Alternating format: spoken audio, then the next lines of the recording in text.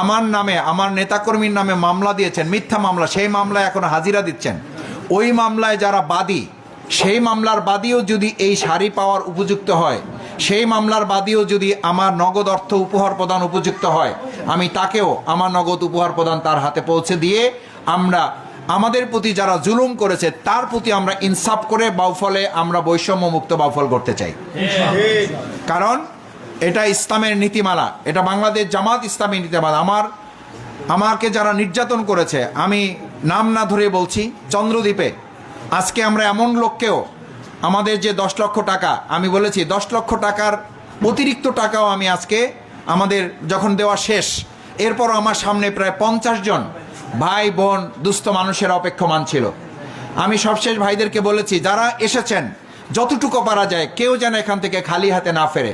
সবশেষ আমাদের বাজেট অতিক্রান্ত করে, বাজেটের পরেও আমরা ওই ভাইদেরকে আলাদাভাবে, বোনদেরকে, মাদেরকে বসাইয়া তাদেরকে আমরা আমাদের পক্ষ থেকে আমরা এই 10 লাখের বাইরেও তাদেরকে আমরা সহযোগিতা প্রদান করেছি।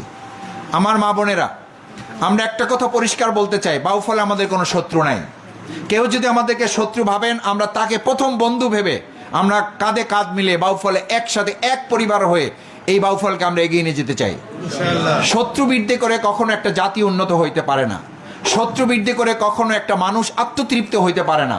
শত্রু বৃদ্ধি করে কখনো কোনো মানুষ নিজের জীবনে আত্মতৃপ্তি, নিজের জীবনে প্রশান্তি অনুভব করতে পারে না। আমি তাকে মানুষ হিসাবেই মনে করি না। মানুষ যদি হয় তাহলে তার দায়িত্ব হচ্ছে সে কতটা মানুষের সাথে সম্পর্ক বৃদ্ধি করতে পারে। আমরা চাই বাউফলে আমাদের শত্রু কেউ বিবেচনা করলেও আমরা তাকে বন্ধু বিবেচনা করে কাঁধে কাঁধ মিলে একসাথে পরিবারভুক্ত হয়ে আমরা সামনের দিকে এগিয়ে নিয়ে যাব। আমি গতকাল কালীশুরীতে আগুনে আমাদের যে কয়েকটা দোকান পুড়ে ছাই হয়ে গেছে, সেখানে আমি গিয়ে আমাদের সম্মানিত সাবেক সংসদ সদস্য, জননেতা, বীর মুক্তিযোদ্ধা জনাব শহীদুল আলম তালুকদার সাহেব, ওনাকে আমি পেয়েছি। আমি ওনাকে আগামী ঈদের দিন যে আমাদের বাউফল পাবলিক ফিল্ডে ঈদের জামাত হবে, আমি সেখানে তাকে দাওয়াত দিয়েছি। উনি অবশ্য বলেছেন যে আমি 29 বছর ধরে এক জায়গায় নামাজ পড়ি, আমি সেখানেও নামাজ আমার পড়তে হয়, সেখানেই নামাজ পড়তে হবে। তারপর আমি বলেছি যে আপনার কাছে আমার দাওয়াত রইল, আপনি আসলে আমি খুশি হব। এরপর ওনাকে আমার বাড়িতে দাওয়াত দিয়েছি যে আপনি আমার বাড়িতে ঈদের দাওয়াতে আপনি যাবেন, আমি খুব খুশি হব। উনি ওনার বাড়িতে আমাকে দাওয়াত দিয়েছেন এবং উনি রাজি হয়েছেন যে ঈদের দিনে অথবা ঈদের যে কোনো একদিন উনি আমার বাড়িতে যাবেন। আমি বলেছি আমার মায়ের বয়স 94 বছর, আমার মাকে আপনি একটু সালাম দিলে আমার মা খুশি হবেন। উনি আমার মায়ের দাওয়াত কবুল করেছেন যে আমি খালাম্মার সাথে সালাম দেওয়ার জন্য আমি যাওয়ার চেষ্টা করব যদি আমার শরীর কুলায়। এই যে ভ্রাতৃত্ব বন্ধন, আমাদের অন্যান্য যারা এখানে রাজনৈতিক নেতৃবৃন্দ আছেন, আমি অনেকের সাথেই ইতিমধ্যে আমার শুভেচ্ছা বিনিময় করেছি, তাদেরকে আমি দাওয়াত দিয়েছি। আগামী ঈদুল ফিতরের যে সালাত আমাদের ঐতিহাসিক পাবলিক ফিল্ডে হবে, আপনারা জানেন ইসলামের নিয়ম হচ্ছে এই নামাজ উন্মুক্ত ময়দানে হওয়ার কথা। আলহামদুলিল্লাহ আমরা উদ্যোগ নিয়েছি, বিভিন্ন মসজিদে এটা আছে, কিন্তু মসজিদগুলোতে অনেক সময় মাঠ খোলার যে যতটুকু বিস্তৃতি, এটা না হওয়ার কারণে অনেকেই মসজিদের ভিতরে আদায় করতে বাধ্য হন। আমরা সেই জায়গায় বলেছি কোথাও কোনো মসজিদে নামাজ বন্ধ করার দরকার নেই, কেউ যদি স্বেচ্ছায় করেন আলহামদুলিল্লাহ, আমরা তাদের প্রতি কৃতজ্ঞ, কিন্তু আমাদের থেকে আমরা কাউকে এটা বাধ্য করছি না।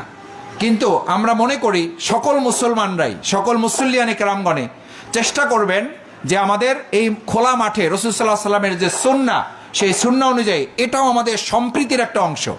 এটা এখানে আমাদের কারো কৃতিত্বর ব্যাপার নয়, কে ইমামতি করবেন, কে বক্তৃতা করবেন, কে কৃতিত্ব নেবেন, এই জায়গাটা আমরা ফোকাস করছি না। আমরা ফোকাস করছি ইসলামের সম্প্রীতির জায়গায় যত একত্রিত বেশি হওয়া যায়, যত এক জায়গায় বেশি হওয়া যায়, যত আমরা সম্মিলিত হতে পারবো, যত আমরা একত্রিত হতে পারবো, তত আমরা এগিয়ে যেতে পারবো।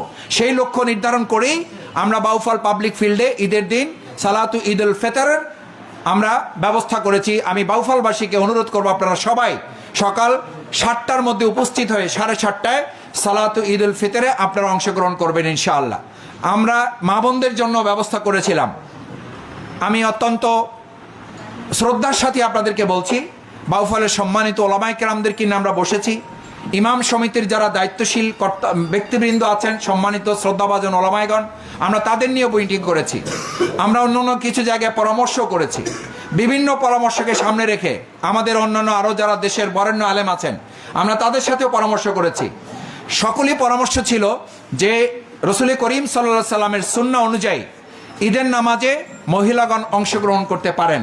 সেই অনুযায়ী আমরা প্রথমে এই ব্যবস্থাপনাও করেছিলাম। আমরা চাচ্ছিলাম পর্দা মেনটেন করেই, ইসলামের বিধিমালা মেনটেন করে, রসুল সাল্লাহ সাল্লামের সুন্নাহ অনুযায়ী আমরা আমাদের মা বোনদেরকেও ঈদ উল ফিতরের নামাজে অংশগ্রহণ করার সুযোগ দেব।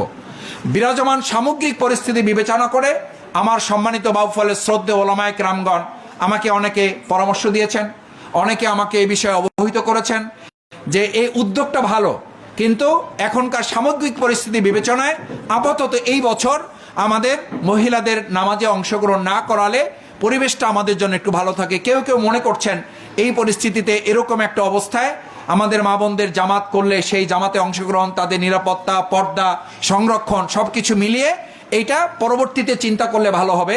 আমি আমার শ্রদ্ধেয় ওলামায়ে কেরামগণের এই পরামর্শের প্রতি শ্রদ্ধা রেখে আমি এই বছর আমি আরও অনেকের মুরব্বীদের সাথে আলোচনা করে, ঠিক আছে যে আপনারা যেহেতু পরামর্শ দিয়েছেন, আমরা এবার মা বোনদের এই সালাতুল ঈদের যে ঈদ উল ফিতরের যে নামাজ, সেখানে আমরা মা বোনদের জন্য বলেছি এই বছর আপনারা না কষ্ট করে আসলে আমরা খুশি হব। পরবর্তীতে ইনশাআল্লাহ ওলামায়ে কেরামগণের সাথে আলোচনা করে এই ব্যাপারে আমরা সিদ্ধান্ত নিয়ে আশা করি আমরা ভাইয়েরা এবং বোনেরা আমাদের পর্দা এবং ইসলামের সুশাসন, ইসলামের বিধান এগুলোকে কার্যকর রেখেই আমরা ভবিষ্যতে এ ব্যাপারে পদক্ষেপ নিতে পারবো। আমি এই প্রসঙ্গ তুলেছি এই জন্য যে আমরা সামগ্রিকভাবে চেষ্টা করছি দল মতের ঊর্ধ্বে উঠে যেন একটা বাউফল আমরা গড়ে তুলতে পারি। সেই জায়গায় আজকে যে শাড়ি আপনাদেরকে দেওয়া হবে এটা খুবই সামান্য উপহার। আসলে ঈদের উপহারটা টাকা দিয়ে বিবেচনা হয় না। টাকা দিয়ে বিবেচনা হয়? দেখেন, একজন বড় মানুষ, আমরা মায়ের কাছে আমি অনেক সময় সালাম দিই, এবারও আমি দিব আর কি, আপনারাও দেন। তো মা সন্তানের হাতে 50 টাকা দেয়, 100 টাকা দেয়। তো এই 50 টাকা বা 100 টাকা এটার মূল্য কি 100 টাকা? এটার আর্থিক মূল্য 100 টাকা, কিন্তু বরকত এবং দোয়া বা ভালোবাসা বা স্নেহ দোয়ার জায়গায় এটার মূল্য কয়েক কোটি টাকা। তা আমি মনে করি প্রধানমন্ত্রী জনাব তারেক রহমান তার জায়গা থেকে আপনাদের এই শাড়ি পৌঁছিয়েছেন। আমি ডক্টর শফিকুল ইসলাম মাসুদ আমার জায়গা থেকে আমি আপনাদেরকে নিশ্চয়তা দিচ্ছি এই 700 শাড়ি প্রত্যেকে ন্যায্যতার ভিত্তিতে। এখানে আমি যদি জিজ্ঞেস করি আপনারা কি সবাই জামাতের লোক, আমি যদি জিজ্ঞেস করি যে সবাইকে আপনারা দাঁড়িপাল্লায় ভোট দিচ্ছেন, এটা জিজ্ঞেস করা হয়েছে আপনাদের? যখন আপনাদেরকে ডাকা হয়েছে আমরা কি জিজ্ঞেস করছি দাঁড়িপাল্লায় ভোট দিচ্ছেন, তাহলে পাবেন নালে পাবেন না? এটা বলেছে আপনাদের কেউ? কেউ বলতে পারবেন একজন? এইটা কেউকে জিজ্ঞেস করা হয় না। আমাদের বোনেরা কি জিজ্ঞেস করছে যে আপনি জামাত করেন কিনা? আমাদের সেলিম ভাই, আমাদের দায়ান ভাই, আমাদের রাকিব, আমাদের আবু তাহের উজ্জ্বল, এরা কি কেউ জিজ্ঞেস করছে যে জামাত করলে আসেন না হলে? কিন্তু বাংলাদেশে কিন্তু আমরা বিভিন্ন জায়গায় ভিডিও দেখতে পাচ্ছি যে যদি আপনি বিএনপি করেন তাহলে ফ্যামিলি কার্ড পাবেন, নাহলে ফ্যামিলি কার্ড পাবেন না। তো এটা তো আইনের শাসন না। আইনের শাসন তো এটা নয়, ন্যায্যতা তো এটা নয়, ইনসাফ তো এটা নয়, বৈষম্য মুক্ত বাংলাদেশের চেহারা তো এটি নয়। আমরা একটা কথা পরিষ্কার বলতে চাই যে আমাদের বাউফলে অন্তত আমরা চেষ্টা করব ন্যায্যতার ভিত্তিতে আমাদের প্রাপ্তিটা আপনাদের হাতে আমরা পৌঁছে দেবো ইনশাআল্লাহ।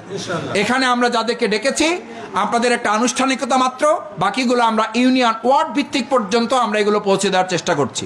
কিন্তু আমার মায়েরা বোনেরা একটা কথা কিন্তু আমাদের বুঝতে হবে, আমাদের ফেরদাউসি আপা হয়তো একটু বলেছেন আপনাদেরকে যে আপনারা কেউ কেউ হয়তো অভিযোগের সুরে বলছেন, খুব স্বাভাবিক, এটা মানুষের ফিতরাত, এটাতে আমাদের মন খারাপ করার কিছু নাই, আমরা মন খারাপ করি না, কারণ এটা খুব স্বাভাবিক, মানুষ পেতে চায়, আমিও পেতে চাই। এই যে আমরা যখন সরকার দলকে দিয়েছে বিরোধী দলকে দেয় নাই, তখন আমরা প্রতিবাদ করছি, আমরা আলোচনা করছি, সামাজিক যোগাযোগ মাধ্যমে আমরা সমালোচনা করছি, তার প্রেক্ষিতে আমরা পাইছি।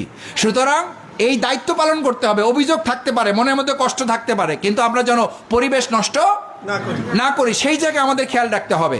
আমি আপনাদের বলছি, আপনারা নিজেরা বলেন, 700 শাড়ি প্রধানমন্ত্রীর ত্রাণ তহবিল থেকে সংসদ সদস্য হিসাবে আমাদেরকে দেওয়া হয়েছে, আমরা আপনাদের মাঝে ন্যায্যতার ভিত্তিতে বন্টন করছি। বাউফলে কি এই শাড়ি পাওয়ার উপযুক্ত 700 না 7000? 70,000। একজন বলছেন 70,000। তো এইটা আমরা যদি এই 700-র সাথে আমি আরও 700 যোগ করি, আমি হয়তো আরও কিছু যোগ করবো, আরও দিতে হবে। কারণ আমি বলেছি যে আমাকে অনেকে বলেন, আমি যখন বলি যে বরাদ্দ আর নাই, শেষ, আজকেই যখন আমি 10 লাখ টাকা বন্টন প্রায় শেষ, আমি বের হয়ে আসবো, আমি বললাম যে চাচি খালা আজকে তো আর নাই, যা বরাদ্দ ছিল শেষ। বলছে যে স্যার আপনি তো যখন এমপি ছিলেন না তখনও তো দিতেন, তো এখন দিবেন না আমারে? তো তার চাওয়াটা তো এমপি হিসাবে না, তার চাওয়া হলো তার ছেলে মাসুদ দিতে হবে। তো ছেলে মাসুদ খালাকে না দিয়ে পারা যাবে, ছেলে মাসুদ চাচিকে না দিয়ে পারা যাবে, তো এখন দিদিকে না দিয়ে পারা যাবে, ফুফুকে না দিয়ে পারা যাবে, আমার এক চাচা অসহায় অবস্থায় গেছেন তাকে না দিয়ে পারা যাবে? আলহামদুলিল্লাহ আমি চেষ্টা করছি। আমি বলেছি যে এই 10 লাখ টাকা এই 700 শাড়ি এটা আমার জন্য অনেক বড় পরীক্ষা, অনেক বড় পরীক্ষা। কারণ এই 700-র সাথে আমার আরও যোগ করা লাগবে, এই 10 লাখ টাকার সাথে আমার আরও যোগ করা লাগবে। আলহামদুলিল্লাহ আমি চেষ্টা করব সামর্থ্য অনুযায়ী। আমি আপনাদেরকে বলেছিলাম সরকার কি বরাদ্দ দেয় আর দেয় না তার উপরে বাউফল চলবে না। আমরা আল্লাহর উপরে ভরসা করে গোটা বাংলাদেশের মধ্যে বাউফলে একটা মডেল হিসাবে এটাকে এগিয়ে নিয়ে যাবো ইনশাআল্লাহ। সেই প্রত্যাশা ব্যক্ত করে আপনারা ধৈর্য ধরবেন, দোয়া করবেন এবং কোনো কষ্ট পেলে অন্তত আমার পর্যন্ত পৌঁছার এবং আমাদের দায়িত্বশীলের সাথে কথা না বলে আমার প্রতি আপনারা কোনো অভিযোগ বা আমার প্রতি আপনারা রাগটা করবেন না। পারবেন? রাগ করবেন? করেন না, আগেই রাগ করেন না। একটু বুঝবেন যে এই ছেলেটা, আমার এই ছেলেটা, আমাদের এই ছোট ভাইটা চেষ্টা তো করতেছে। আমি আবার বলছি রোজা অবস্থায় ইনশাল্লাহ আমি আপনাদের কথা দিচ্ছি, শাড়ি না, গম না, চাল না, টিউবওয়েল না, টাকা না, একটা পয়সা শফিকুল ইসলাম মাসুদের পকেটে হারাম ঢুকবে না। এবং আমি শুধু না, আমার ডানে বামে যারা আছেন জামাত ইসলামী, আমরা প্রশিক্ষিত, আমাদের ট্রেনিং আছে। এই যে রোজা, আমরা সবসময় বলেছি আমরা আল্লাহকে ভয় করি শুধু খানা পিনার জন্য না, আমরা আল্লাহকে ভয় করি একটা পয়সা যেন আমার পকেটে অবৈধভাবে প্রবেশ করতে না পারে। অথচ এই বাউফলে এমন অনেক জনপ্রতিনিধি আছেন যারা এই অবৈধ টাকা ভোগ করার জন্য অন্যায়ভাবে তারা মানুষের উপর অত্যাচার করে, যার কারণে আপনারা কোথাও কোথাও দেখেছেন চাল বিতরণে আমাদের সমস্যা হচ্ছে। কারণ ওই চালটা বিতরণ করতে হচ্ছে ওই মেম্বার এবং চেয়ারম্যান কতিপয় আছে যারা এখনো দলের বাইরে চিন্তা করতে পারে না, যারা এখনো নিজের আত্মীয়র বাইরে চিন্তা করতে পারে না। সেই জন্য কোথাও কোথাও সমস্যা হচ্ছে। আমাদের জামাত নেতৃবৃন্দ ওখানে যখন এটা প্রতিবাদ করছে তখন তারা বলতেছেন জামাতের কারণে আমরা এই কর্মসূচি বাস্তবায়ন করতে পারছি না। আসলে কর্মসূচি বাস্তবায়ন করতে পারছে না, আসলে তার অসৎ উদ্দেশ্য সে বাস্তবায়ন করতে পারতেছে না। এই চ্যালেঞ্জ আমরা নিয়েছি, এই চ্যালেঞ্জ আমরা নেব। আমরা বলেছি ভবিষ্যতে আপনারা খেয়াল রাখবেন আগামী দিনে যেন আপনারা যেমন সৎ, দক্ষ, যোগ্য দেখে জাতীয় সংসদ সদস্য নির্বাচন করেছেন, আগামী দিনে সৎ, দক্ষ, যোগ্য দেখে স্থানীয় মেম্বার, চেয়ারম্যান, উপজেলা মেয়র, পৌরসভার মেয়র, উপজেলা চেয়ারম্যান, ভাইস চেয়ারম্যান, মহিলা ভাইস চেয়ারম্যান, এই সব কিছু নির্বাচনে এই একইভাবে আপনারা সৎ, দক্ষ, যোগ্য দেখে আপনারা ভোট দিবেন। তাহলে এই চাল চোর, গম চোর, ডাল চোর এগুলো আর ভবিষ্যতে স্থান পাবে না। সেই প্রত্যাশা ব্যক্ত করে আমি আপনাদেরকে ধন্যবাদ জানিয়ে, কষ্ট করে যারা এসছেন তাদের, আপনারা সবাই যার যার জায়গায় বসবেন, আপনাদের কাছে আমরা পৌঁছে দেবো ইনশাল্লাহ। আপনাদের কষ্ট করতে হবে না, সেই প্রত্যাশা ব্যক্ত করে আপনারা আবারও আমার হিন্দু ধর্মাবলম্বী যারা আসছেন তারাও আমাদের পরবর্তী সকল কিছুতে আমরা একটা পরিবারের মতো আপনাদেরকে আমরা এখানে সম্পৃক্ত করব। সবাইকে ধন্যবাদ। আসসালামু আলাইকুম ওয়া রাহমাতুল্লাহ।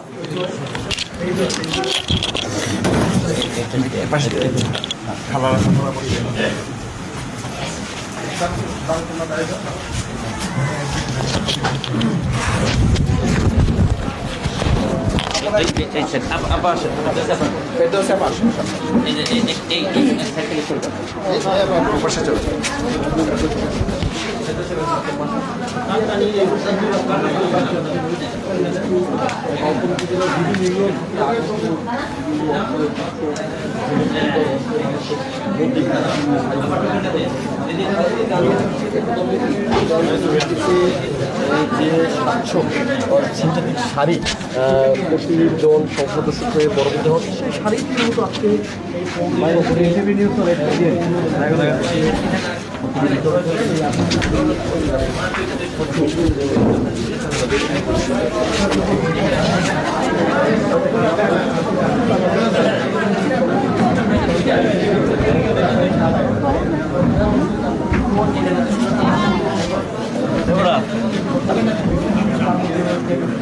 পরিবার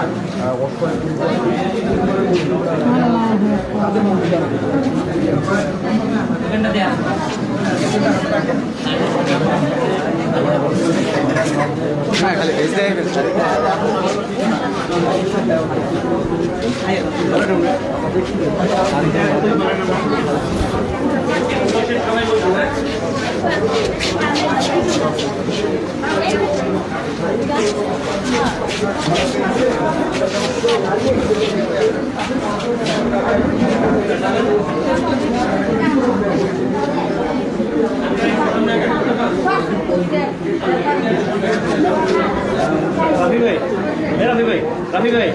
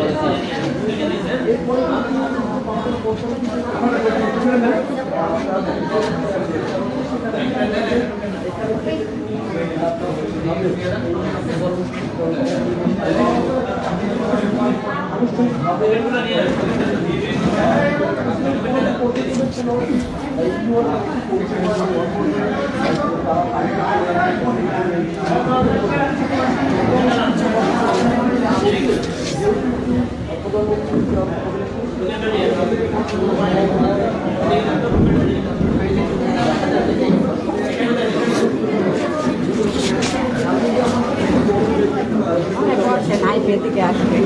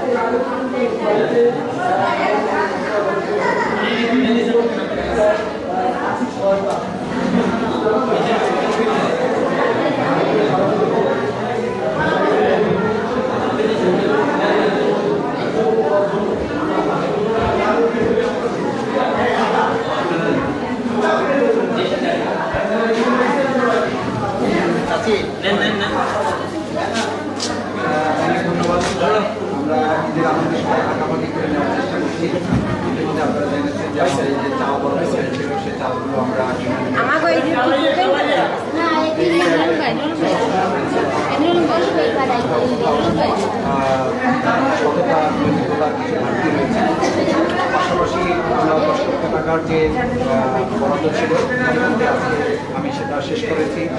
আর 10 লক্ষ প্রায় 1000 আমাদের ভাই বোনদের মধ্যে আমরা বিতরণ করেছি এবং তার বাইরেও সর্বশেষ আমি যখন দেখলাম যে আরও প্রায় 30-40 জন আছে, আমি আমার শুভানুদ্দিন যারা তাদের থেকে প্রাপ্ত অর্থের বলেছে সেটাও আমি অর্থাৎ প্রায় 1040-50 জন মানুষের কাছে সেটা দিয়ে আমি এখানে এসেছি। আজকে আমরা যেটা চেষ্টা করছি আমাদের প্রধানমন্ত্রী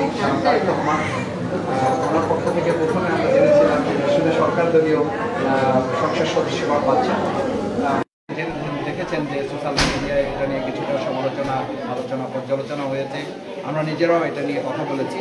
পরবর্তীতে আলহামদুলিল্লাহ আমরা দেখলাম যে এটা শুধু সরকারি দল না, সকল সংসদ সদস্যের জন্যই মাননীয় প্রধানমন্ত্রীর পক্ষ থেকে ত্রাণ তহবিল থেকে আমাদেরকে বরাদ্দ দেওয়া হয়েছে। তখনই আমি এলাকায় আমার যারা এখানে দায়িত্বশীল নেতৃবৃন্দ আছেন তাদেরকে জানিয়েছি, এলাকার গণ্যমান্য ব্যক্তিবর্গ যারা আছেন তাদেরকে বলেছি। তাদের মাধ্যমে আজকে এখানে আমি খেয়াল করলাম দেওয়ার ক্ষেত্রে যে আমাদের সকল স্তরের মানুষ আছে। আমি জিজ্ঞেস করেছি আপনাদের মিডিয়ার সামনে যে এখানে কি শুধু জামাতের লোকেরা আছেন, ওনারা বলছেন না। আমি জিজ্ঞেস করেছি এখানে কি শুধু মুসলমানরা আছেন, বলছে না। এখানে কি শুধু আমাকে ভোট দিয়েছেন তারা আছেন, বলছে না। আমি বলছি যারা আমাকে ভোট দেন নাই তারা এখানে আছেন, তারাও এখানে আছেন। তো আমরা এইরকম একটা বাউফলে চেয়েছিলাম, এই বাউফলের জন্য আমরা কাজ করেছি। এবং আমি বলেছি যে আমি বাউফলে এমপি না, এমপি এবার সবাই।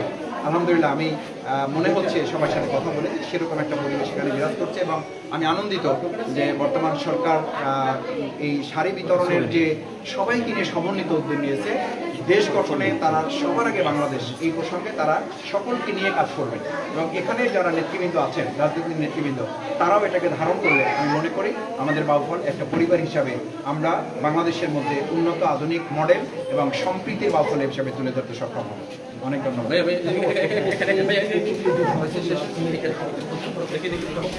আপনারা বলেন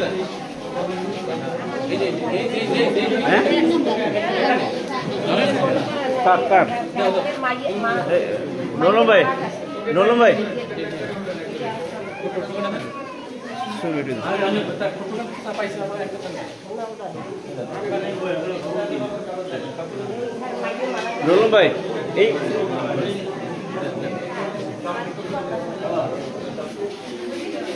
এই নলম ভাই দোকান আছে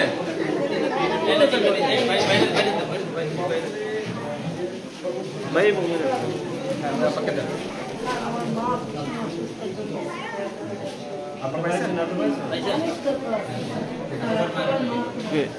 বুঝেছেন আচ্ছা যাই হোক